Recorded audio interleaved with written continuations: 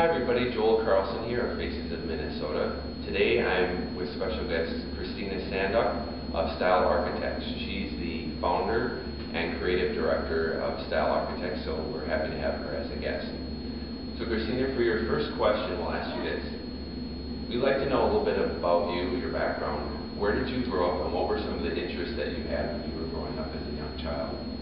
Well, I grew up in Wilmer, Minnesota, and I grew up very much your typical small town upbringing. I was in the 4-H club, I had a pony that I showed in the sports shows, and but I grew up with a family that was very artistic. My mother would sketch clothing designs all the time. My grandfather was a jeweler. My grandmother was an entrepreneur, and so I started at a very young age having an appreciation for, I like to call it authentic design, because again, I was still growing up, somewhat of a farm sort of environment. So the juxtaposition of it, I think, is kind of interesting now in life, looking back at it. But I left Wilmer and then went on to college at St. Thomas, and then continued to kind of hone my love for design and added the communication element into it, I guess you could say at that point. Okay. So then, when you had finished schooling, what were some of the jobs that you first targeted as your first jobs for being an adult?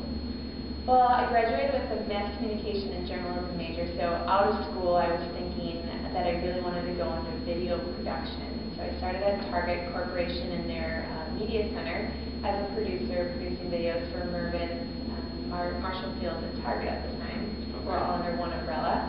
And I went on then and spent some time at Shop NBC launching all of their non-jewelry collections, so primarily wellness, beauty products, some clothing, handbags. But I was working both with their on-air component, their direct mail component, and also online. So the online shopping world is definitely kind of a bizarre demographic, but I learned a lot there and got to see lots of different facets of the marketing industry. At that point, I was a little burnt out of materialism and all the girly side of the job, and I took a job with Children's Heartlink as their communications and marketing manager. And I had filmed a documentary in college for Children's Heartlink. I had flown to Kenya and trekked all through Tanzania, and learned a lot about the third world country and the poverty there, and watched doctors do open heart surgeries on children. So I was really touched by that point in my life. And so then going on to work at Children's Heartlink and spending a couple of years there, utilizing my communications and public relations skills was completely life-changing and an incredibly rewarding job. While I was there, I was recruited by a B2B software company called SPS Commerce, and I had any B2B background at that point and was ready kind of for the next challenge in my career. So while I was at SPS Commerce, I moonlighted as a beauty and fashion editor for Twin Cities Luxury and Fashion magazine, and then also did some styling and writing for Minneapolis St. Paul magazine. So I did that, actually juggled both jobs for about 4 years. Wow. Before I decided that I learned a lot about public relations, and my favorite part of being an editor was working with business owners, and I had always had this entrepreneurial spirit that I learned, I think, a little bit from my grandmother growing up, and decided that I wanted to start Style Architects and continue to work with business owners, but I found that there was a better way in my mind to do public relations.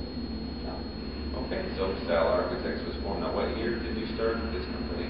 2 years ago. 2 years ago, okay, so it's still pretty new. It is new, yeah. Regarding Style Architects, in an interview, you said that what Style Architects for you is stylish services for the modern sophisticate. What does that really mean to you if you were going to define that?